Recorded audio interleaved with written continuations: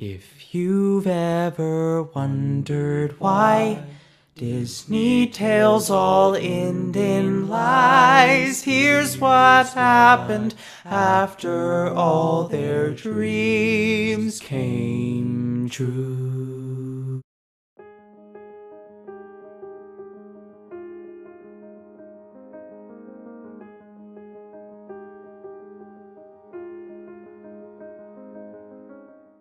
Pocahontas was born in 1595 to the Native American tribe of Powhatan.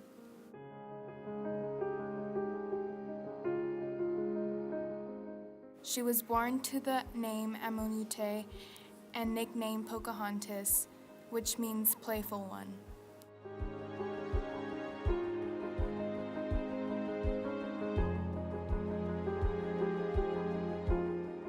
December 6, 1606, 3 ships, the Susan Constant, the Godspeed, and the Discovery began the journey from England into the New World.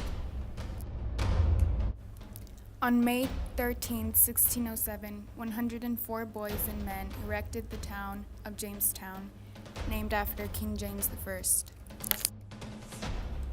In the winter of 1607, a man by the name John Smith was captured by Pocahontas' brother for trespassing on holy ground. He was paraded from village to village as a spectacle of the new invaders. Brought before the Powhatan chief, Pocahontas' father, he was put on 2 rocks, his head to be bashed in. Pocahontas, being true to her name, stepped forward and defended John Smith, saving his life.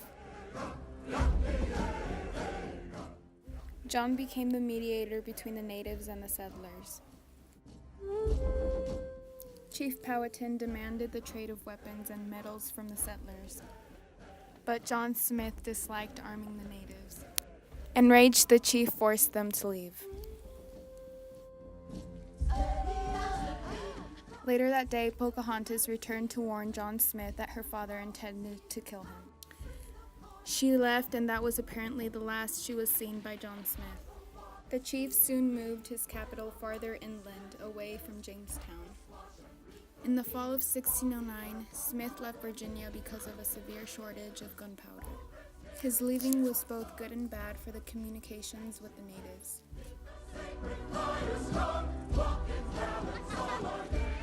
When he left, a few young boys, Henry Spelman and Thomas Savage among them, were sent to live with the natives and learn their ways. Some adjusted well, while others struggled with the change. The settlers and the natives continued their relationship peacefully for a short while. In 1610, Pocahontas married one of her father's bodyguards. As he was not a man of status, it is suspected that she married for love.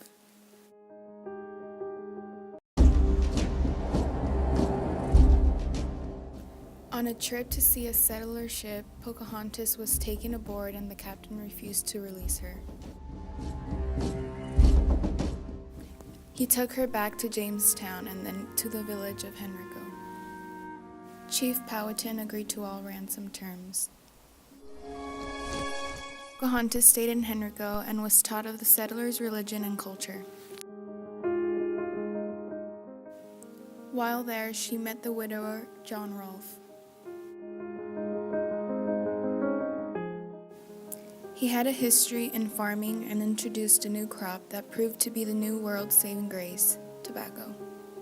Flourished in the rough climate of the settlements and became the #1 expert to the aristocrats of Europe. By accounts, the two fell in love, and word was sent to the chief of their wish to marry. As Pocahontas did not have children with her first husband, they divorced. In 1614, Pocahontas was converted to Christianity and was baptized Rebecca. In April, she and Rolfe married. This led to the Peace of Pocahontas.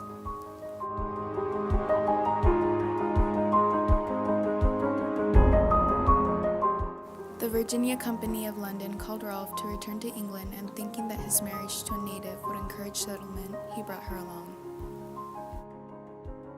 In 1616, they traveled to and toured England. After a few months, John Smith met with her and they welcomed each other as old friends.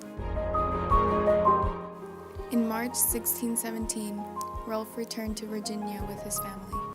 Pocahontas was seriously ill and could not return with her husband. Her son Thomas stayed in England with her. Pocahontas died in the town of Gravesend at about 21 years old and was buried in St. George's Church on March 17, 1617.